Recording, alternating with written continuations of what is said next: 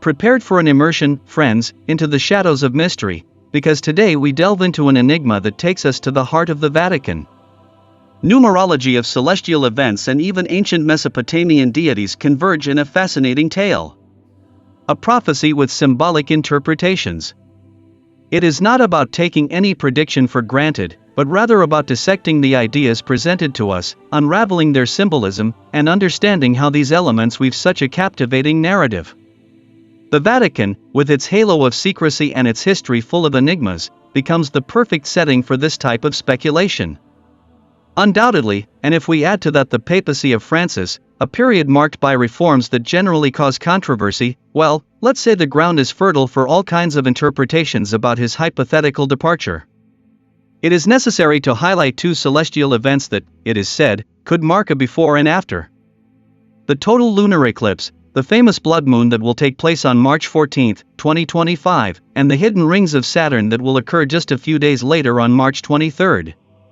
Events that, according to the video's interpretation, are associated with significant changes, a possible convulsion, and this is where an element that you will surely find familiar comes into play, the number 23. A number loaded with symbolism. Totally, it has always been attributed the ability to represent radical transformations, the end of eras. Exactly, the 23 chromosomes we give from each parent. But we cannot forget that this number also has a dark side, adding an additional layer of mystery to this equation. It is important to maintain a healthy skepticism. Let us remember that this type of symbolic analysis is usually very subjective. What for some is an unequivocal sign, for others may be a simple coincidence. Returning to the topic of Pope Francis, let us remember that his papacy has been a challenge to the traditional structures of the Vatican from the beginning. His message of inclusion, his commitment to interreligious dialogue, has generated both admiration and rejection. Francis has been a polarizing figure, undoubtedly. For some, he is a breath of fresh air, a reformer who seeks to bring the church closer to the people. For others, however, he is a danger, a heretic who threatens doctrine and tradition. Precisely, and this polarization is also reflected in the interpretation of the events we have been analyzing. Those who see Francis as a negative figure may interpret the idea of his death coinciding with celestial events loaded with meaning as a kind of divine punishment. While for his followers, the same idea can be interpreted as the beginning of a new era, a rebirth of the church under a leadership more in line with the times. It is fascinating how the same series of events can give rise to such disparate interpretations. Depending on the prism through which the blood moon and the disappearance of Saturn's rings are viewed, they can be omens of destruction or renewal. Of course, because in the end, what we seek is to understand, not simply believe, and to understand, it is necessary to analyze the information from different perspectives without being carried away by the first interpretation that seduces us. Totally agree, doubt, and questions are fundamental tools in that process of understanding. So, what can we say about the date of March 23, 2025? Is it a date marked by destiny or simply another date on the calendar? What we can affirm is that the convergence of these elements, the celestial events, numerology, ancient symbolism, creates a powerful narrative.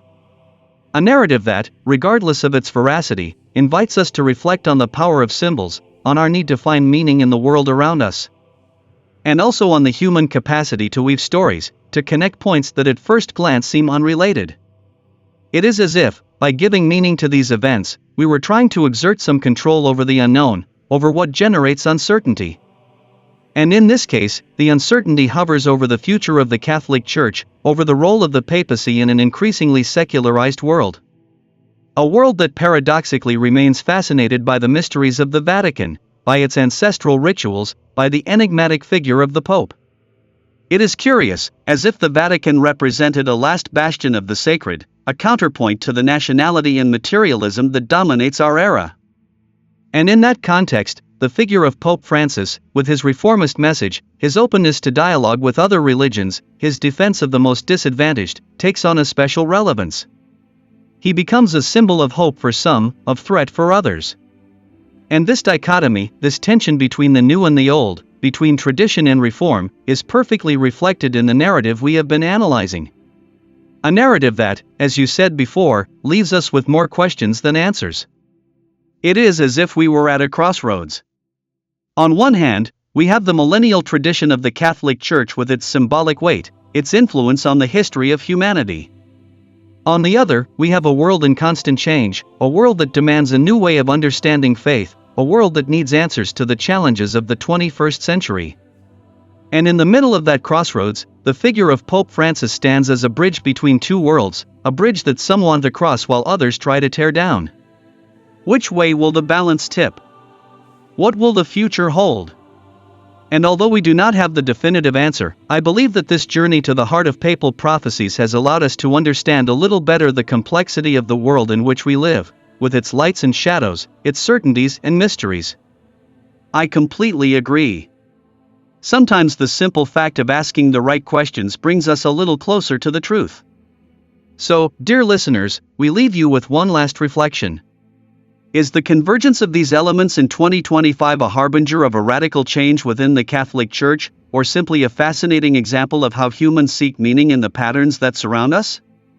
We invite you to continue exploring these ideas and, as always, draw your own conclusions. I hope you have enjoyed this video. If so, you would help me a lot if you subscribed to the channel and gave it a like.